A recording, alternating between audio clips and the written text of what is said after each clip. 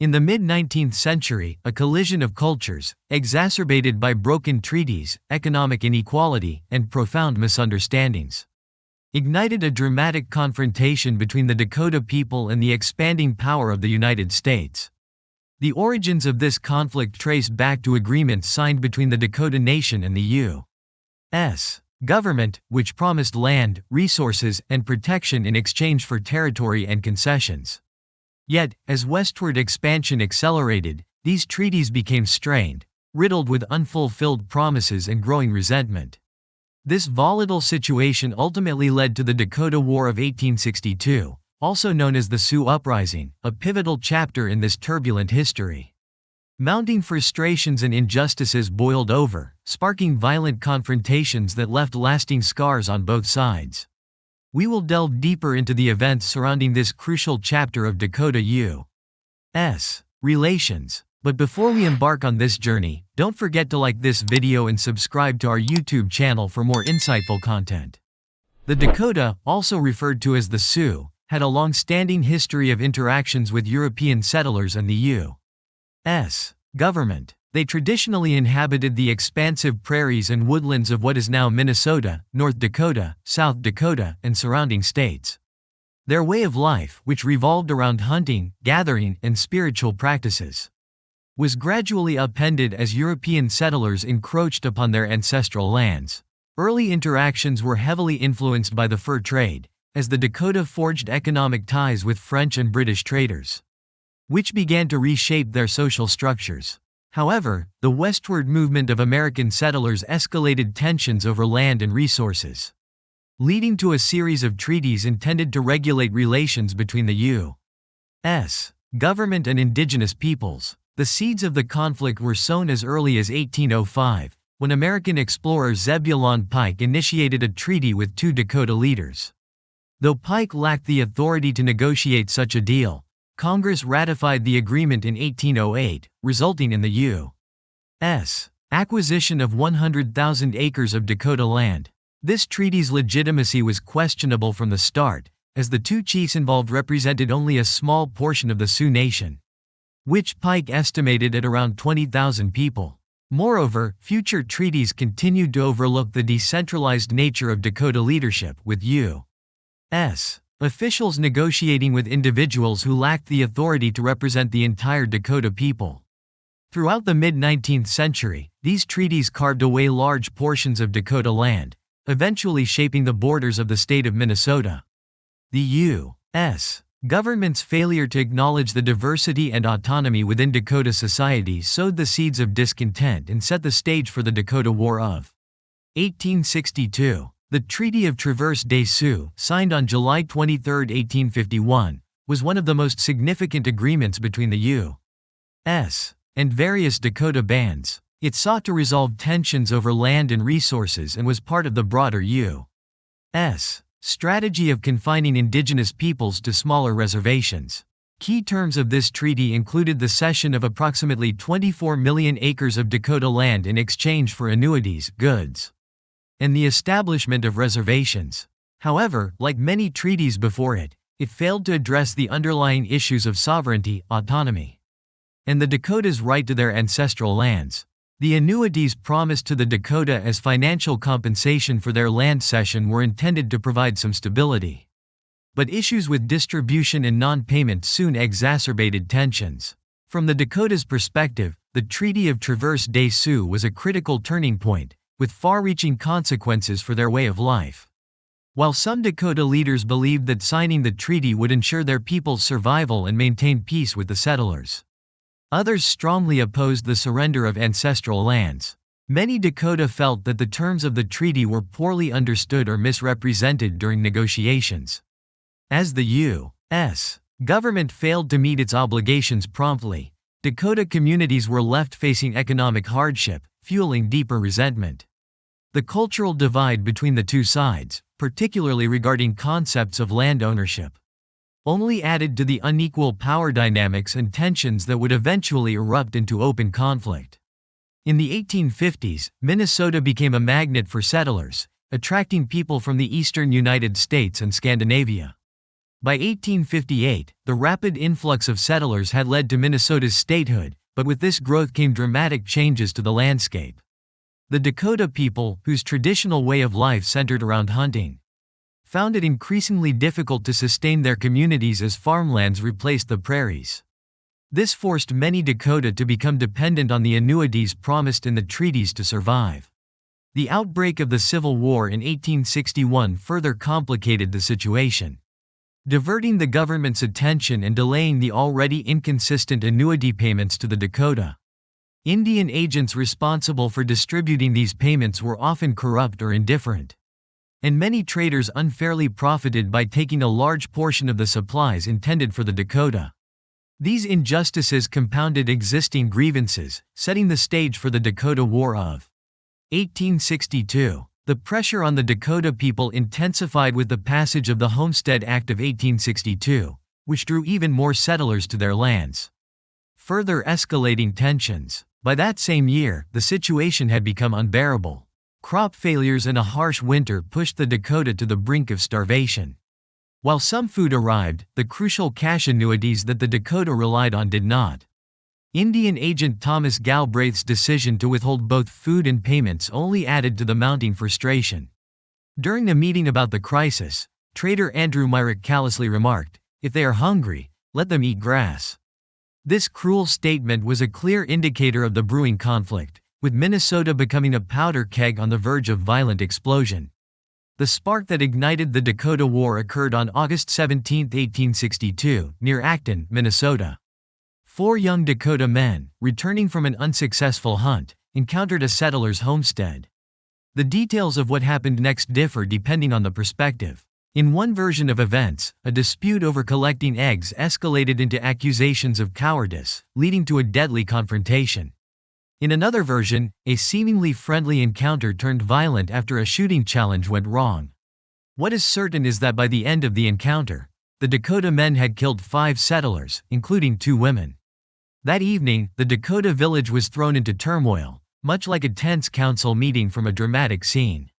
The community was faced with a critical decision: how to respond, knowing retaliation was inevitable.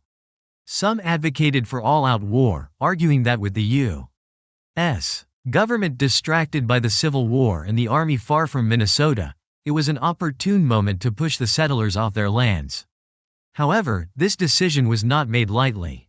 Chief Little Crow, initially criticized for being too cautious, carefully weighed the consequences of going to war. Aware of the gravity of what lay ahead, responding with gravity, Chief Little Crow acknowledged the complexity of their situation and the immense risks of taking on the settlers. He spoke with vivid imagery, likening their plight to a dwindling herd, saying, "We are only little herds of buffalo left scattered. The great herds that once covered the prairies are no more. See, the white men are like locusts when they fly, so thick that the whole sky is a snowstorm. You may kill 1 to 10, yes, as many as the leaves in the forest yonder, and their brothers will not miss them. Kill 1 to 10, and 10 times 10 will come to kill you. Yes, they fight among themselves, but if you strike at them, they will all turn on you and devour you and your women and little children. Braves, you are little children. You are fools. You will die like rabbits when the hungry wolves hunt them in the hard moon. Tau Yutaduta is not a coward. He will die with you." Despite these ominous warnings, Little Crow ultimately stood with his people, knowing that the desire for action was overwhelming. The following day, August 18, 1862, the Dakota, led by Little Crow, launched a full-scale assault on the Lower Sioux Agency, marking the official start of the Dakota War. This attack was symbolic and ruthless, as it resulted in the death of Andrew Myrick, the trader who had callously told the Dakota to eat grass, as well as several government officials. The early days of the war were particularly brutal. Dakota war parties spread across southwestern Minnesota, attacking settlers indiscriminately, whether they were at home or attempting to flee to nearby towns for safety. Not everyone perished in the chaos. Some settlers were warned by Dakota friends who opposed the war, and a few were fortunate enough to escape. However, many women and children were captured and held in Dakota camps until the conflict ended.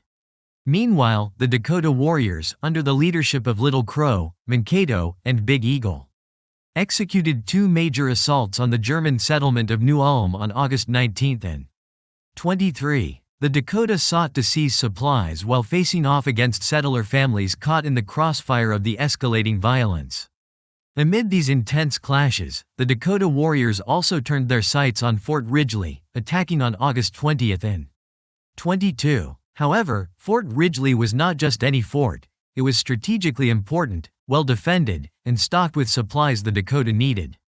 Despite their efforts, the Dakota failed to capture the fort, as its defenses held strong.